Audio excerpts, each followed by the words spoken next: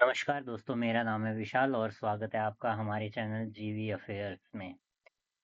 इस वीडियो के माध्यम से हम कवर करेंगे 5 जुलाई 2026 के इम्पोर्टेंट करंट अफेयर्स। ये जो वीडियो है वो हिंदी भाषा में लिखे हुए हैं और हिंदी भाषा में ही इनकी एक्सप्लेनेशन रहेगी। अगर आपको वीडियो अच्छा लगे तो आप प्लीज़ चैनल को लाइक करें, सब्सक्राइब करें और इसे दूसरों के साथ शेयर भी करें। तो चलिए शुरू करते हैं हमारे पहले सवाल के साथ। हमारा जो पहला सवाल है वो है कि हाल ही में भारत सरकार ने बाल यौन शोषण सामग्री को बढ़ावा देने वाले विज्ञापनों यानी कि एड्स जो कि प्रमोट करते हैं चाइल्ड सेक्सुअल अब्यूज मटेरियल को, उसके लिए निम्नलिखित में से किस सोशल मीडिया प्लेटफॉर्म को तलब किया है यानी नोटिस किया है। तो ये जो है सोशल मीडिया प्लेटफॉर्म है, ये है इंस्टाग्राम, जिसको रिसेंटली समन किया है, नोटिस जारी किया है गवर्नमेंट ऑफ इंडिया ने। इंस्टाग्राम जो है वो ऐसे वीडियोस को और ऐसे कंटेंट को प्रमोट कर रहा था जो चाइल्ड सेक्सुअल अब्यूज़ को प्रमोट करते हैं, इसीलिए इसे नोटिस जारी किया गया था ताकि इसे जो है वो बंद कर सके, अदरवाइज इस पे जो है वो एक्शन लिया जाएगा।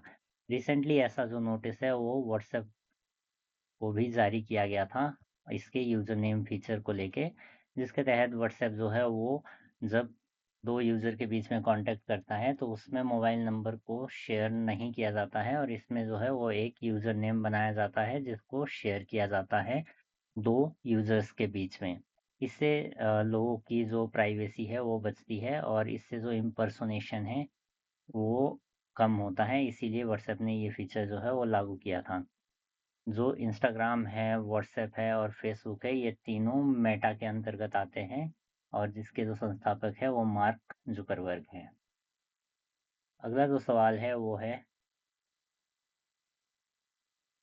निम्नलिखित में से इनमें से कौन सा जो संगठन है, इसने भारत सरकार को ये एडवाइस किया है कि क्रिप्टो करेंसीज को भारत में वैध ना बनाया जाए।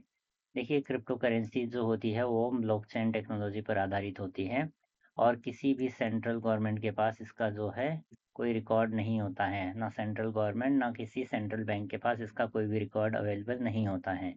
तो ये जो है वो काफ़ी रिस्कियर है भारत की और किसी भी देश की इंटरनल और एक्सटर्नल सिक्योरिटी को लेके, और इसी कारणवश जो हमारा रिजर्व बैंक ऑफ इंडिया है, आरबीआई, इसने भारत सरकार को ये एडवाइस किया है कि वो क्रिप्टो करेंसीज को भारत में वैध बनाने पर रोक लगाएं। आरबीआई की जब हम बात करते हैं तो आरबीआई की जो स्थापना है 1935 में हुई थी, आरबीआई अधिनियम 1934 के बाद। इसके अलावा इसका जो राष्ट्रीयकरण है वो 1949 में हुआ था, यानी नेशनलाइजेशन 1949 में हुआ था। आरबीआई के पहले गवर्नर थे सर ऑस्बॉर्न स्मिथ, जो कि एक ब्रिटिश थे, और इंडिया के पहले इंडियन गवर्नर थे सीडी देशमुख। आरबीआई के वर्तमान में जो गवर्नर है वो है संजय मल्होत्रा जी, जो भारत के 26वें नंबर के गवर्नर है।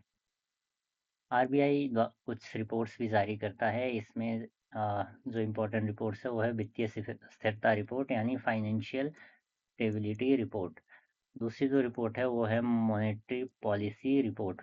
मॉनेटरी पॉलिसी कमेटी जो है वो 2016 में बनाई गई थी उर्जित पटेल कमेटी की रिकमेंडेशन पे, और जो मॉनेटरी पॉलिसी कमेटी है वो साल में 6 बार मिलती है, जिसमें से 4 बार मिलना इसका मैंडेटरी है और अदरवाइज ये 6 बार मिलती है, और ये repo rate, reverse repo rate और जो इम्पोर्टेंट रेट्स हैं उनको जारी करने में मदद करती हैं। जो मॉनेटरी पॉलिसी कमेटी होती है इसमें 6 मेंबर्स होते हैं, 3 आरबीआई की तरफ से होते हैं और 3 सेंट्रल गवर्नमेंट की तरफ से होते हैं, और इसमें जो है वो बहुमत के आधार पर फैसला होता है। अगर दोनों तरफ बराबर वोट्स पड़ते हैं तो आरबीआई के जो गवर्नर हैं वो अपना कास्टिंग वोट जो है वो डाल सकते हैं, और जिस तरफ वो कास्टिंग वोट डालेंगे वही रेट्स जो है वो भारत में वैध होंगे। और अंतिम जो रिपोर्ट है वो है मुद्रा और वित्त पर रिपोर्ट, ये भी आरबीआई द्वारा जारी की जाती है। अगला जो सवाल है वो है कि सीपेक यानी चाइना पाकिस्तान इकोनॉमिक कॉरिडोर, जो कि चाइना ने पाकिस्तान में बनाया था, और ये जो है वो भारत के जम्मू कश्मीर से होकर गुजरता है, और इसी कारण ये पीओके से होकर गुजरता है, इसी कारण इंडिया ने इसका जो है वो ऑब्जेक्शन किया था। तो अभी न्यूज़ आ रही है कि रिसेंटली चाइना जो है एक और इकोनॉमिक कॉरिडोर बना रहा है भारत के आसपास, और इसमें भारत के जो है वो कौन से पड़ोसी शामिल हैं।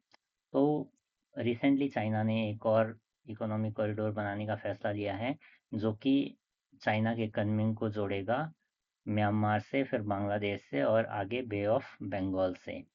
तो ये जो एम्बिशियस प्रोजेक्ट है, ये चाइना 15 साल से कोशिश कर रहा है इस प्रोजेक्ट को धरती पर स्थापित करने की, उतारने की, और इसके लिए इसने बहुत सारी कोशिशें भी करी थी। ये चाइना का जो कनमिंग है, ये देखिए यहाँ पे मैप में कनमिंग जो जगह है, इसको म्यांमार के थ्रू जो है वो बांग्लादेश के जो चिट्टागोंग और मोंगला पोर्ट है इससे जोड़ेगा, और जिससे ये बंगाल की खाड़ी तक अपनी जो पहुंच है वो प्राप्त करेगा। इससे पहले चाइना का ये प्लान था कि चाइना, म्यांमार, भारत और बांग्लादेश के थ्रू ये बे ऑफ बंगाल तक पहुंच सके, लेकिन इंडिया ने जो है ये प्रपोजल रिजेक्ट कर दिया बिकॉज ऑफ सी पैक, यानी चाइना पाकिस्तान इकोनॉमिक कॉरिडोर की वजह से ये रिजेक्ट कर दिया था। अगला जो सवाल है वो है कि हैदराबाद बेस्ड जो एक कंपनी है स्काई रूट एरोस्पेस, ये अपने विक्रम 1 रॉकेट को लॉन्च किया करना चाहता है। ये पहली कंपनी है जो निजी तौर पर अपने रॉकेट्स बना रही है और उन्हें लॉन्च करने का प्रयास कर रही है। ये प्राइवेटली पहला ऐसा प्रयास है भारत के अंदर। तो ये पूछा गया है कि ये विक्रम 1 जो रॉकेट है वो किस मिशन के तहत लॉन्च किया जा रहा है। क्या ये मिशन शुरुआत है, मिशन प्रारंभ, मिशन आगमन या मिशन त्याग? तो इसका जो सही आंसर है वो है ऑप्शन सी। ये जो है वो मिशन आगमन के तहत किया जा रहा है, और इसके तहत जो है वो विक्रम 1 रॉकेट को स्काई रूट एरोस्पेस द्वारा लॉन्च किया जाएगा। बात करें ये कहाँ से लॉन्च किया जाएगा, तो ये श्रीहरिकोटा आंध्र प्रदेश से लॉन्च किया जाएगा। भारत ने अपना जो अंतरिक्ष का क्षेत्र है वो निजी संस्थाओं यानी प्राइवेट सेक्टर के लिए 2020 में पहली बार खोला था। 2019 में NSIL यानी न्यू स्पेस इंडिया लिमिटेड की स्थापना हुई थी, और न्यू स्पेस इंडिया जो है वो दूसरी कंपनी है जो इसरो के अंडर काम करती है। इसका जो मुख्य कार्य है वो निजी क्षेत्र यानी प्राइवेट सेक्टर में जो सैटेलाइट लॉन्चिंग का काम है उसको प्रमोट करना है, और इसरो से जो टेक्नोलॉजी है उसका प्रौद्योगिकी हस्तांतरण यानी टेक ट्रांसफर जो है वो करना भी इसका कार्य है। इसरो की हम बात करें तो इसरो की फुल फॉर्म है इंडियन स्पेस रिसर्च ऑर्गेनाइजेशन। इसकी जो स्थापना है वो 1969 में हुई थी विक्रम साराभाई के रिकमेंडेशन पे, और इसरो का जो हेडक्वार्टर है वो है बेंगलुरु यानी कर्नाटका में। अगला जो सवाल है वो है, हाल ही में निम्नलिखित में से किस राज्य के सिरसा किन्नू, जो सिरसा किन्नू है उसको जियोग्राफिकल इंडिकेशन टैग यानी GI टैग प्राप्त हुआ है। तो रिसेंटली आपको पता होगा हिमाचल प्रदेश के भी 8 जो प्रोडक्ट्स हैं उनको GI टैग मिला था, और ये जो सिरसा किन्नू है ये है हरियाणा के जो सिरसा किन्नू है उसको रिसेंटली GI टैग प्राप्त हुआ है। GI टैग की जब हम बात करते हैं तो ये मिलता है GI टैग एक्ट 1999 के तहत, और सबसे पहली जो आइटम है जिसको GI टैग मिला था वो थी 2004 में दार्जिलिंग की टी। वेस्ट बंगाल की जो दार्जिलिंग की टी है उसे सबसे पहले ये जो GI टैग है वो मिला था। रिसेंटली हिमाचल के जो 8 प्रोडक्ट्स हैं जिन्हें GI टैग मिला था, इनमें किन्नौरी टोपी शामिल है, इनमें चंबा के जो मेटल आर्ट है वो शामिल है, इसमें जो सिरमौरी लोहिया है वो शामिल हैं। तो इस तरह के 8 प्रोडक्ट थे जिन्हें GI टैग रिसेंटली प्राप्त हुआ था। बढ़ते हैं अगले सवाल पे। अगला जो सवाल है वो है, हाल ही में पश्चिम बंगाल की सरकार ने पश्चिम बंगाल सार्वजनिक सुरक्षा एवं असामाजिक गतिविधियों पर नियंत्रण विधेयक 2026 को पेश किया है। तो यहाँ पे बताया गया है कि इसे जो है वो किस नाम से अपोजिशन में या लोगों में जाना जा रहा है। तो इसका जो सही आंसर है वो है गुंडा कानून। इसे जो है वो गुंडा कानून के नाम से जाना जा रहा है। इसका देखिए क्या रीज़न है जो इसे गुंडा कानून के नाम से जाना जा रहा है। क्योंकि इसमें जो पश्चिम बंगाल की सरकार ने है वो कुछ कठोर प्रावधान किए हैं जिसके तहत जो है वो किसी भी ऐसे व्यक्ति को जो हैबिचुअल ऑफेंडर है उसको 12 महीने तक जेल के अंदर रखा जा सकता है बिना किसी ट्रायल के। तो ये बेसिकली जो किसी भी व्यक्ति की फ्रीडम है उसका हनन है। तो इसीलिए इसे जो है वो गुंडा कानून कहा जा रहा है, क्योंकि इससे सरकार को बहुत सारी पावर जो है वो मिल जाती है। रिसेंटली वेस्ट बंगाल में इलेक्शन हुए थे और यहाँ पर जो है वो शुभेंदु अधिकारी यहाँ के नए चीफ मिनिस्टर बने थे। और इसके बाद इन्होंने कुछ कड़े फैसले भी लिए थे, जिसमें ओबीसी आरक्षण को जो है वो 17% से घटाकर अब 7% कर दिया है। पहले ये 7% ही था, बीच में कुछ समय पहले इसे जो है वो बढ़ाकर 17% कर दिया गया था। लेकिन अब जो बीजेपी सरकार नहीं आई है, इन्होंने इसे फिर से वापस जो है वो 7% कर दिया है। अगला जो सवाल है वो है कि हाल ही में महाराष्ट्र सरकार ने क्रिप्टो संपत्तियों यानी जो क्रिप्टो एसेट्स हैं उनको एमपीआईडी के अधिनियम के अंतर्गत लाने के लिए एक विधेयक पारित किया है। तो यहाँ पे पूछा गया है कि एमपीआईईडी का पूरा नाम क्या है। बेसिकली एमपीआईडी का जो पूरा नाम है वो है Maharashtra protection of interest of depositors act. Basically Maharashtra जमाकर्ता हित संरक्षण अधिनियम इसका पूरा नाम है। इसके तहत देखिए, जो जमाकर्ताओं यानी जो डिपॉजिटर्स है और निवेशक यानी जो इन्वेस्टर्स हैं उनके हितों की रक्षा करने के लिए ऐसा किया गया है।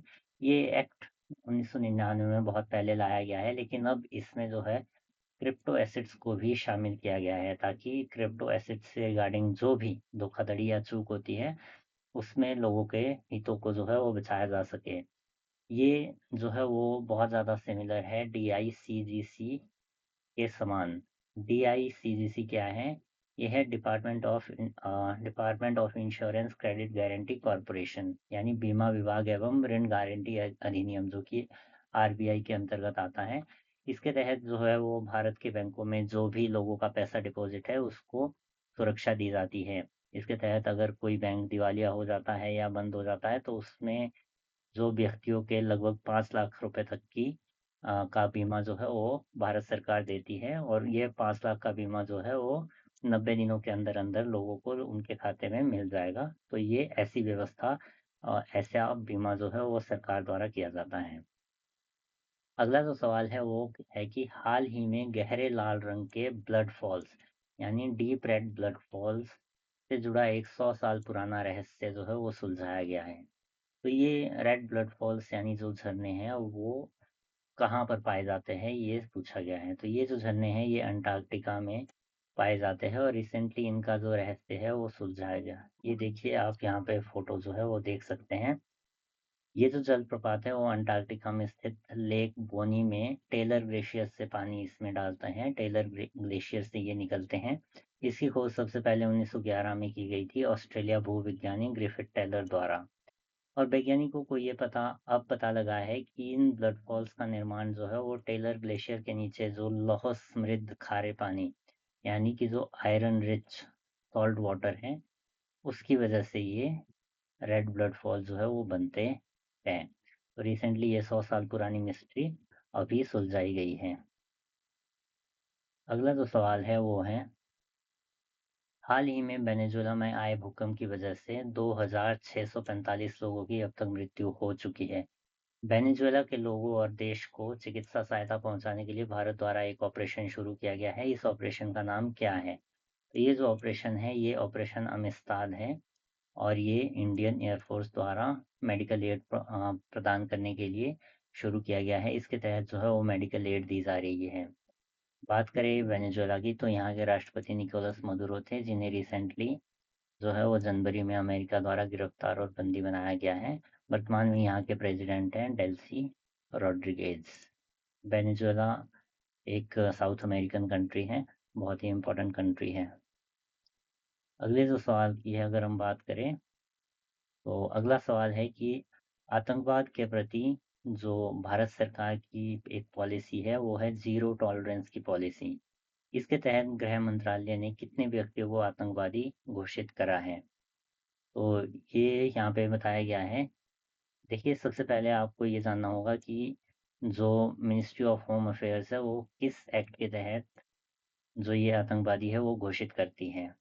तो इस जो एक्ट का नाम है वो है UAPA, unlawful activities prevention act, इसके तहत भारत सरकार जो व्यक्तियों को है वो आतंकवादी घोषित करती है। रिसेंटली जो 23 व्यक्ति हैं इन्हें आतंकवादी घोषित किया गया है। ये जो व्यक्ति है ये इसमें से जो 17 नेशनल्स हैं वो पाकिस्तानी हैं और 6 भारतीय नेशनल्स हैं जो पीओके से और पाकिस्तान से और पीओके से आतंकवाद फैला रहे थे जम्मू कश्मीर में और बाकी भारत के विभिन्न पार्ट में। यूएपीए यानी गैर कानूनी गतिविधियां रोकथाम अधिनियम 1967 में आया था और 2019 में इसमें संशोधन भी किया गया था। चलिए बढ़ते हैं अगले सवाल पे।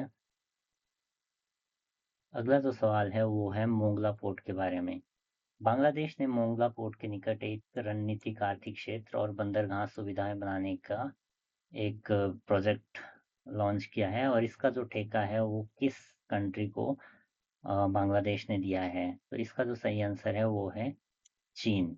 रिसेंटली बांग्लादेश के जो प्राइम मिनिस्टर हैं जिनका नाम है तारिक रहमान, ये चाइना की यात्रा पे गए थे और ये काफ़ी इम्पोर्टेंट विजिट थी। इसमें जो है वो 2 इम्पोर्टेंट प्रोजेक्ट्स पर हस्ताक्षर किए गए थे या डिस्कशन चली थी। बात करें इन 2 प्रोजेक्ट्स की तो ये जो प्रोजेक्ट्स हैं इनमें से एक जो प्रोजेक्ट है वो है मोंगला पोर्ट को लेके जो कि यहाँ इस लोकेशन में स्थित है और दूसरा जो प्रोजेक्ट है वो था तीस्ता वाटर को लेके। Teesta water management and restoration project है। देखिए ये है यहाँ पे सिक्किम से होकर तीस्ता नदी आती है और यहाँ के ब्रह्मपुत्र में मिल जाती है। तो यहाँ पर ये एक प्रोजेक्ट है Teesta water management and restoration project. इसको लेके 2 समझौतों पर हस्ताक्षर हुए थे। बेसिकली इस पे हस्ताक्षर नहीं हुए थे तीस्ता वाले पे, इस पे जस्ट बातचीत हुई थी और कॉपरेशन थोड़ा गहरा हुआ था, लेकिन मोंगला बंदरगाह जो है वो चाइना को सौंप दिया गया है यहाँ पे कंस्ट्रक्शन करने के लिए चाइनीज़ कंपनी के लिए। तो ये इंडिया के लिए काफ़ी कंसर्न वाली बातें हैं क्योंकि तीस्ता का वाला जो प्रोजेक्ट है वो इंडिया की चिकन स्नैक के काफ़ी करीब है जिससे कि इंडिया को इंटरनल सिक्योरिटी का काफ़ी खतरा रहता है। तो अगला जो सवाल है वो है कि हाल ही में केंद्रीय वाणिज्य एवं उद्योग मंत्री पीयूष गोयल इन्होंने कहा है कि भारत किस उद्देश्य के लिए परीक्षण जो लैब्स हैं यानी टेस्टिंग लैब्स इसको एस्टैब्लिश करेगा।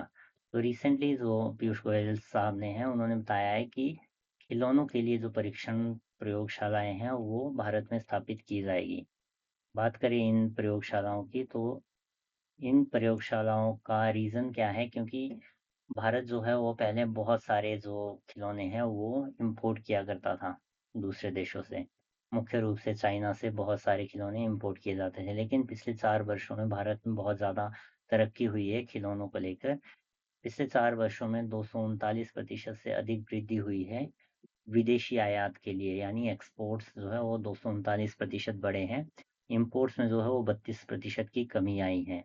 जो वैश्विक खिलौना उद्योग है वो 120 अरब डॉलर का है और भारत चाहता है कि इसमें अधिक हिस्सेदारी भारत की हो। इसी के लिए भारत में जो है वो 50 से अधिक खिलौना क्लस्टर जो है वो स्थापित किए गए हैं।